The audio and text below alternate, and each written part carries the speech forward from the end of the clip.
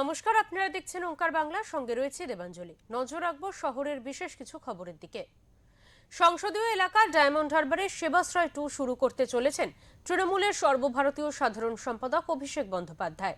শনিবার 20তম দিনে পদার্পণ করল সেবাশ্রয় 2। সেখানকার অবস্থা সরেজমিনে দেখতে এলেন তৃণমূল কংগ্রেসের সর্বভারতীয় সাধারণ সম্পাদক অভিষেক বন্দ্যোপাধ্যায়। ডায়মন্ড হারবারের সেবাশ্রয় কর্মসূচি দেশের বিভিন্ন প্রান্তে ভীষণভাবে সাড়া ফেলেছে। ইতিমধ্যেই 1,20,000-এর বেশি মানুষ সেবাশ্রয়ের মাধ্যমে চিকিৎসা পরিষেবা পেয়েছেন। শুক্রবার পর্যন্ত বজবজের ক্যাম্প থেকে 8,664 জনকে পরিষেবা দেওয়া হয়েছে। আর এর মধ্যে 4,475 জন বিনামূল্যে ওষুধ পেয়েছেন। শিশু, মহিলা, বয়স্কদের ওপর বাড়তি গুরুত্ব দেওয়া হয়েছে। এই মডেল অনুসরণ করে নৈহাটিতেও শুরু হতে চলেছে সেবাশ্রয়ের কর্মসূচি। 1 ডিসেম্বর থেকে ডায়মন্ড হারবার জুড়ে শুরু হয়েছে সেবাশ্রয় ক্যাম্প 2। তুমি সব জায়গায় চেনো।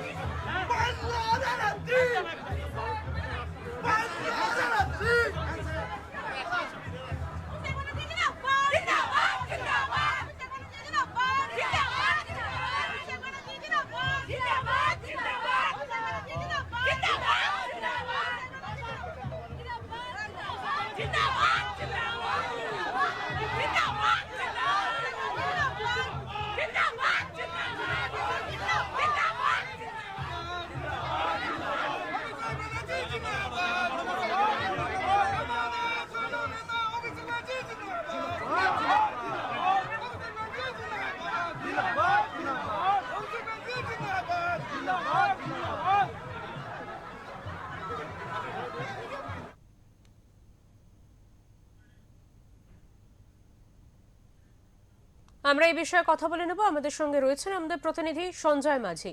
সঞ্জয়, আজকে যে বিষয়টা আমরা দেখলাম, ডায়মন্ড হারবারে এসেছিলেন অভিষেক বন্দ্যোপাধ্যায় সেবাশ্রয় ক্যাম্প 2-তে, এবং তোমার কাছ থেকে বিস্তারিতভাবে জানতে চাইবো যে আজকে অভিষেক বন্দ্যোপাধ্যায়ের এই প্রসঙ্গে ঠিক কি কর্মসূচি ছিল। যেমন গত বছর যেমন সেবাশ্রয় প্রথম শুরু হয়েছিল, প্রথম এবছর সেবাশ্রয় দ্বিতীয় বছর।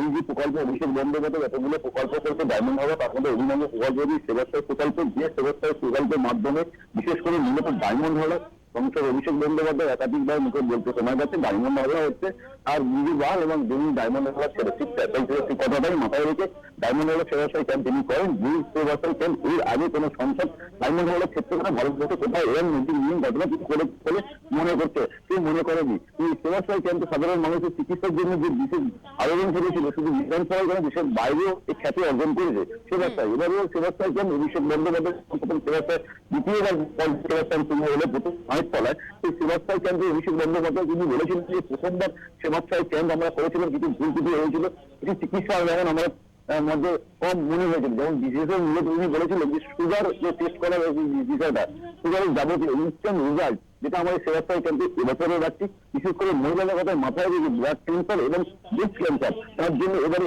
আলাদা করে একটা সেক্টর খোলা হয়েছে।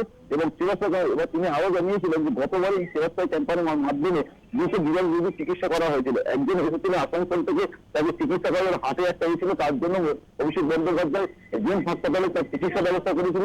ঠিক তেমনি এবছরের সেবাশ্রয় তিনি আবার প্রকল্প করেন, যাতে এই সেবাশ্রয়ের মাধ্যমে কোনো মানুষ পশ্চিমবঙ্গে কখন বাইরে সেবাশ্রয় মানে শুধু নয় ডায়মন্ড হাওড়া নয়, যে ডায়মন্ড হাওড়ার সংসদ বলে হয়তো মানুষ মনে করছে যে ডায়মন্ড হাওড়া মানুষই সেবাশ্রয় চিকিৎসা পাবেন না, ক্রমশ পশ্চিমবঙ্গ এবং পশ্চিমবঙ্গের বাইরে দূর দূরান্ত এসেছে। ইতিমধ্যেই আসাম থেকে, আন্দামান নিকোবর থেকেও মানুষ এই সেবাশ্রয় ক্যাম্পে এসেছেন এবং চিকিৎসা করছেন। এবং এই সেবাশ্রয় ক্যাম্পে আসার বজবাজি আজকে যেটি অনুষ্ঠিত হলো বজবাজি, সেটা অভিষেক বন্দ্যোপাধ্যায় আশা থেকে সেবাশ্রয় ক্যাম্পে প্রথম দিনই, কিন্তু নির্দিষ্ট কারণে কারো থাকার জন্য তিনি আসতে করবেন এই কথারই মানে কথা অনুযায়ী সেবাশ্রয় আসবেন। এবং সেই মতন আজ শনিবার তিনি এসেছিলেন সেবাশ্রয় ক্যাম্পে এবং সেবাশ্রয় পরিদর্শন করে এবং ঘুরে দেখেন।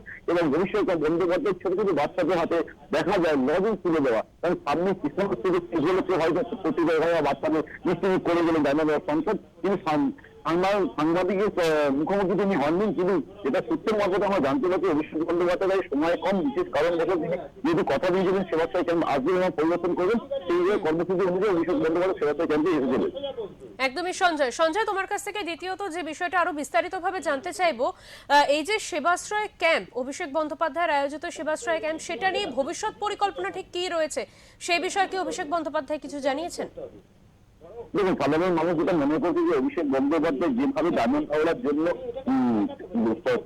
বলা হয় চিন্তা, এবং তোমাকে প্রথমে একটু বলে রাখি অতীত ঘটনা, যেমন আমরা যদি আমফান থেকে, লকডাউন থেকে এবং কোভিড কালে অভিষেক বন্দ্যোপাধ্যায় বিভিন্ন প্রকল্প করেছিলেন। কিন্তু সেবা সরকার অন্যতম যেমন একটা প্রকল্প প্রতিদিন সবাই মনে করছিল গত বছর 2024 সালে সেবা সরকার হয়েছিল, সবাই মনে করি প্রথমবার অভিষেক বন্দ্যোপাধ্যায় সেবা সরকার করছে, আর হয়তো করবে না। বিরোধীরাও কিন্তু এই নিয়ে অনেকবার কটাক্ষ করেছিলেন ডায়মন্ড হাওড়ার সঙ্গে অভিষেক বন্দ্যোপাধ্যায়, কিন্তু সবকিছু জল হয়ে এদিকে দেখুন অপরদিকে যেমন দেশে সামনে বিধানসভা ভোট, তারপর এসআইআর নিয়ে একটা আছে যেমন বিরোধী চর্চা আমরা লেগে যাবে, কিন্তু তার মধ্যে সেবা কেন হবে। কিন্তু অভিষেক বন্দ্যোপাধ্যায় বলেছিল যে সবচেয়ে আগে আমাদের এখানকার মানুষ বিপুল সংখ্যক ভোটে জিতিয়েছে, আমার দায়িত্ব দায়িত্ব এবং এখানকার মানুষকে সেবা দেওয়া তিনি এবছরে করেছেন। আশা করে যে আগামী বছরে হয়তো তিনি হয়তো আবার সেবা ক্যাম্প ফ্রি বলে চালু করতে পারেন।